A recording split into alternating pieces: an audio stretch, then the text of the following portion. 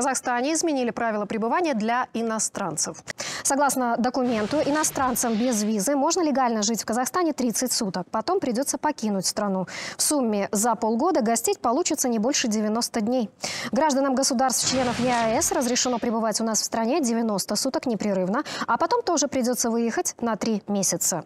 В итоге пересекать границу и находиться в Казахстане до 90 дней можно не больше 2 раз в год. Таким образом, новые правила полностью отменяют практику «Визаран». Она позволяла гражданам ЕАЭС после 90 дней пребывания в Казахстане выезжать из республики и тут же возвращаться обратно, за счет чего срок легального проживания обновлялся.